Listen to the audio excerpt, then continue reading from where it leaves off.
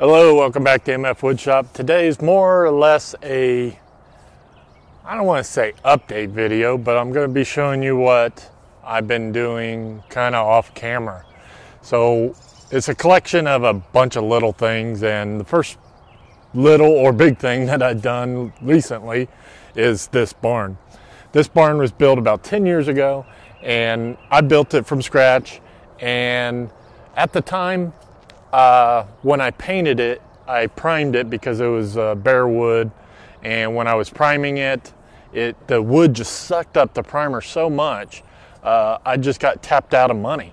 So it was left in primer for 10 years, and finally I just got around to actually painting it, trimming it out, and now for the most part it's all finished up. I do have a couple little things I want to do. I do want to put some gutters up here and some extra little flashing pieces, but other than that, the barn is actually finally finished up. Let me show you a couple others. So if you follow me on Instagram at all, you've probably seen me put this wheelbarrow up on the barn like this. Now this ain't my idea. I've seen this somewhere before. I don't know where, but I've seen this before. So there's a little lever right here, and you can actually just let it down and put it back up. Down here at the bottom, it is simply just a L-shaped cleat that mounts right to the studs of the barn, and up here it's just a spaced out lever. So this actually works really good. Keeps the wheelbarrow out of sight, also out of the way. I could still mow and trim underneath it, and then I just put this paracord with a little carabiner clip, and it attaches up here so the wind or anything else don't blow it off. For the most part, that clip actually just holds it up there. So that's actually really nice and keeps everything out of the way. So here in the shop, I've been kind of doing a little bit of everything. I'm finishing up the sleds for the sled cabinet. This one is done. This was my last video. This is part of the box joint jig. Jason Roush has designed a digibox, and that digibox allows you to cut the box joints, and it comes out pretty perfect. Now, one thing I will mention about this is whatever blade that you use or whatever blade size cut that you want, it has to be perfect. So if you want 1/8 inch box joints, your blade has to be exactly 1/8 inch. If you want 1/4 inch, your blade has to be exactly 1/4 inch.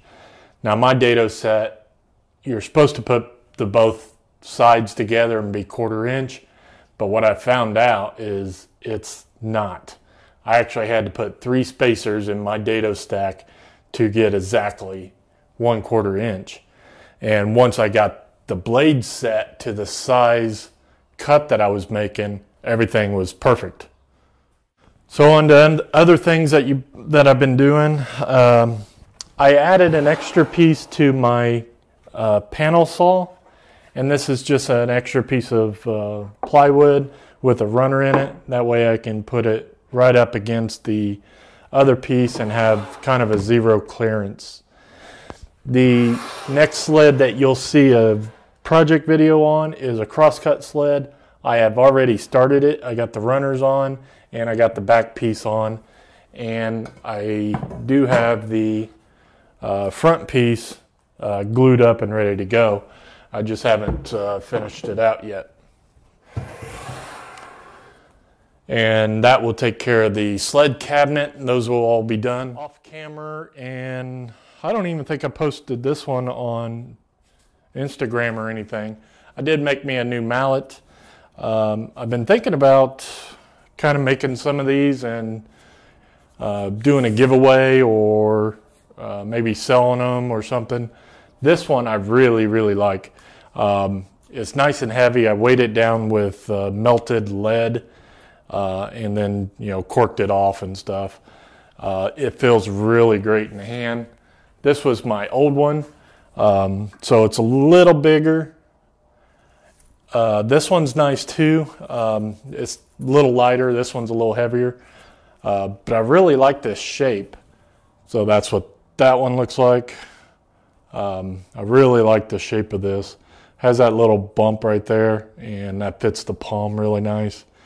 Like I said, it could be a little longer, probably about where this burn mark is. Other than that, it's really, really nice. Really comfortable. A really simple miter gauge storage for me. This is just slides my miter gauge right into this little bracket right here. It's made up of 1/2-inch plywood. It just has a little groove there to slide the miter in, and then I drilled a hole at a kind of an angle for the tool for this tool, a tool for this miter gauge, and it all stores right there, pretty close to the table saw when I need it, and it's out of the way, and it works out really great for me. I put another one right here, and I can slide my factory miter gauge right there, and that works out really well as well. Now the tool cabinet, I just kind of whipped this little chisel holder out of some scrap 1/2-inch plywood. Nothing fancy here. It just kind of holds them up, separates, and none of the blades are touching anything, and that works out pretty good right there.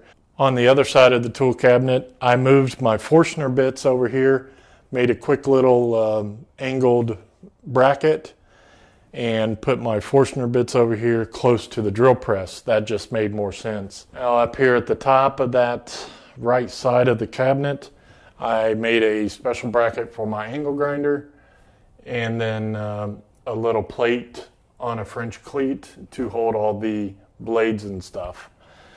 It wasn't my first choice on how to hang these. I just put a dowel rod in there, and I didn't really have a whole lot of dowel rod left, so they were kind of short. So I did have these little hooks here that I just put in the end of the dowel rod, just in case if they kind of wandered off of that dowel, it'd fall on those hooks and they won't fall off. But very simple scrap wood project and very useful. On the towards the right over there, I just got some right angle clamps that I'm just playing with the placement of them. I don't know if they're going to stay up there or not. Something else I'm kind of playing with and thinking about is some sort of dust collector fence system for the drill press. This is not working. It is working out. It does work, but it can be better. So I am playing with that. So hopefully I'll have something with that fairly soon. All right, I hope you enjoyed those few little things that I've done in the background. I didn't shoot a video on any of that other than, you know, short little cell phone clips that I posted on Instagram. So if you want to see some of these smaller projects, you can follow me on Instagram and see that. Some of those were done a month ago, and I'm just now getting it to YouTube. So follow me on Instagram and you can see more of that stuff sooner. So that's what I've been doing in the shop. Thank you for watching. Don't forget to like, share, and subscribe. Follow me on Instagram. And as always, I'll see you next time.